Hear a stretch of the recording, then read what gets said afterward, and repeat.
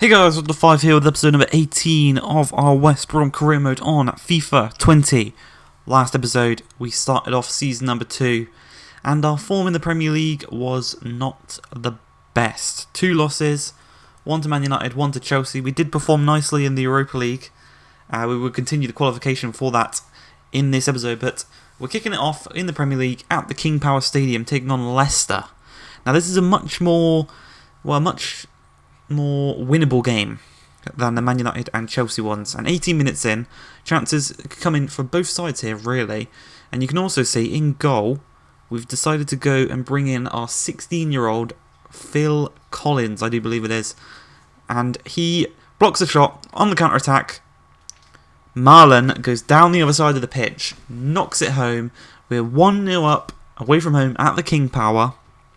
As I said, this is a much more winnable game than both those others, so we've got a real chance in this game to pick up some points. A point at least, I do believe.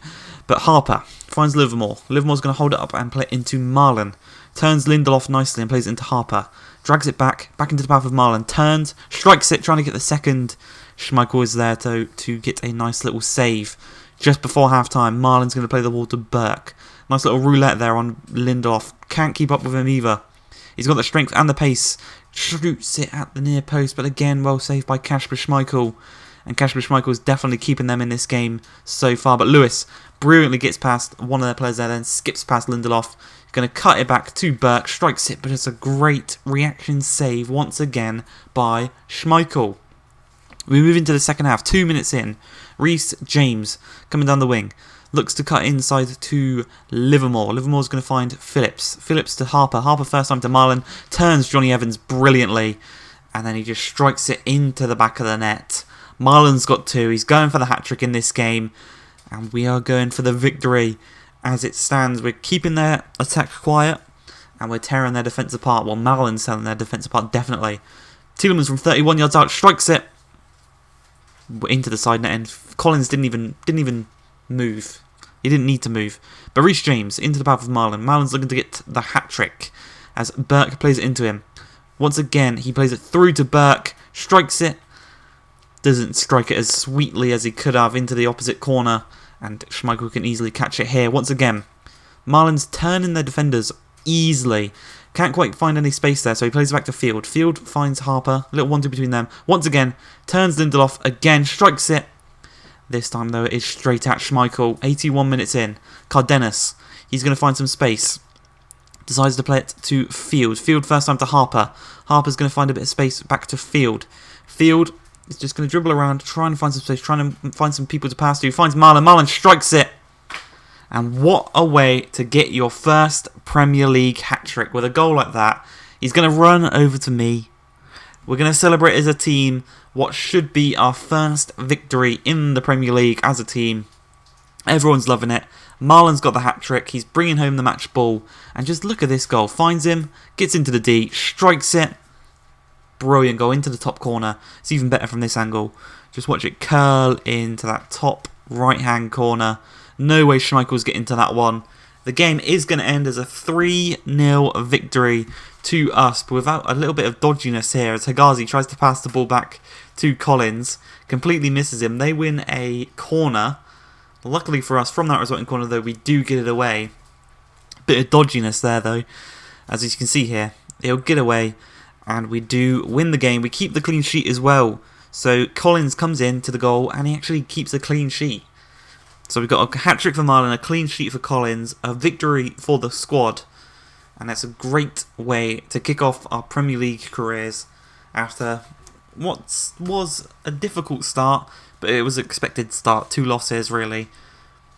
But in the game we think we could have get points in, we actually picked up all 3, which is brilliant to see. As we move now into the press conference, we will then move into the Europa League, the second leg against the Polish team. Not before we try and defend our Carabao Cup against Aston Villa. I've simulated it because we won it last season and we go out in the first round this season. But as I said, we're going into the second leg against Wisła Krakow. And we were 2-1 up in the first leg, away from home.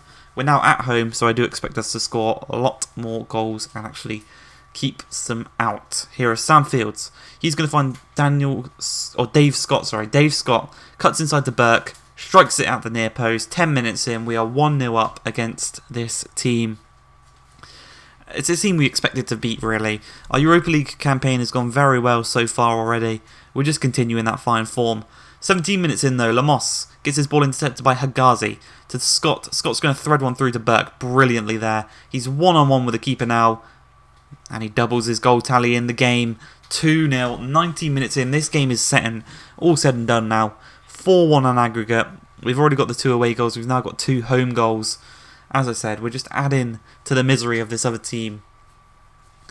As now, just into the second half, Balunyuk is going to dribble down the wing, finds Basha. Basha turns inside quite nicely, actually. Gets closed down quickly, but Grabscal somehow makes that run and he somehow stays onside. Puts in a nice little, delicious little ball there for his striker to just nod home. It's now 2-1 at the home leg as well, so it's 4-2 in aggregate.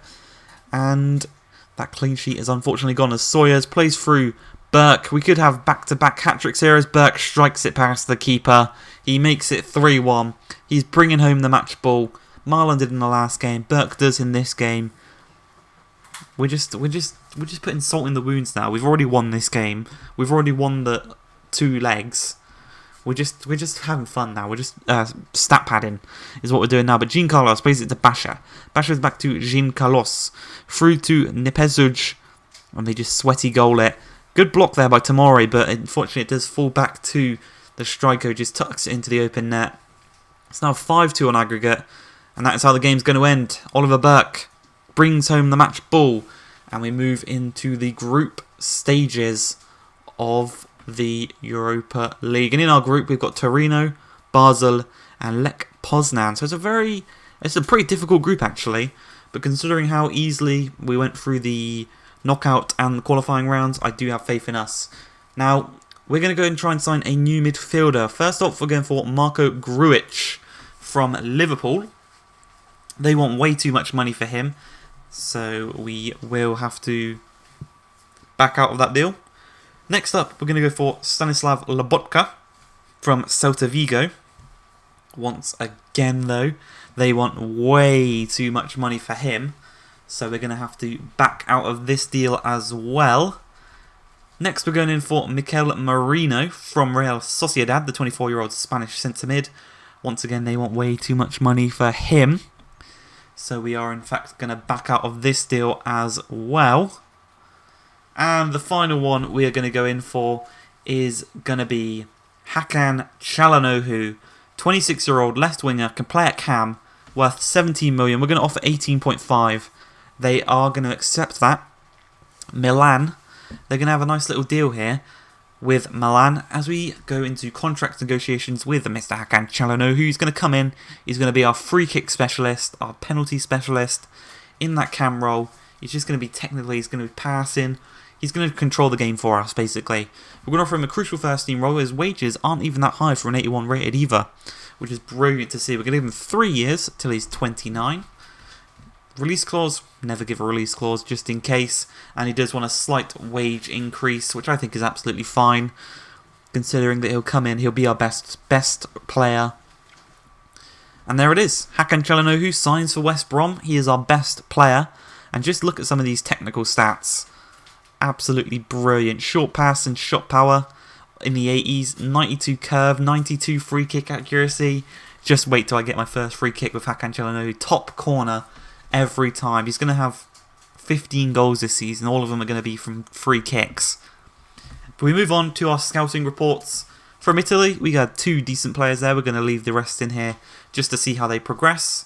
As for Spain, we're going to sign up a few. And again, leave some in, reject some. And we'll see how these 2 progress here. And finally, Brazil. Brazil was a bit dodgy. A couple of crap ones. I think we rejected 4 players there, signed up 1. And we're going to leave this guy in there to progress on his own as we move in to the game against Liverpool at the Hawthorns. You can see here, we're into the 90th minute because this was a back and forth game, but there was no shots. Defensively, both teams were solid. Phil Collins, I don't know if it's Phil Collins. Phil Collins is the drummer guy. Collins in goal keeps another clean sheet against Liverpool this time.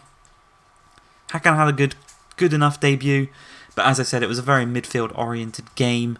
No real chances for either side that could be shown, and unfortunately that's all you're going to see. A 0-0 draw with Liverpool though. It's a great way to boost the morale of the boys. As I said, both teams played well. Liverpool probably slightly deserved it more. Just had they couldn't have that killer edge. Mane or Salah didn't have their shooting boots on, shall we say. But as for us, we did really good, and you can see that I've never had 4 different options on the post-match conference, so I don't know if you guys have ever had that. I've never had that. But we move on from that post-match conference on to transfer deadline day. As we look through, Burnley have spent 66 million, Chelsea spent 200 million, 42 million for Crystal Palace, Everton have spent nothing, 60 mil for Leicester, nothing for Liverpool, nothing for City, 94 for Man U, 81 for Newcastle, 102 for Southampton. That's mental. For Southampton to spend 102, we spent 49, so it's not too bad actually. And we progress through. Our scout has returned. This guy called Joel Wright, 85 to 91, currently 56 overall. We're going to reject a couple of boys. I hope you guys have enjoyed this episode. If you have, please like, subscribe, and peace.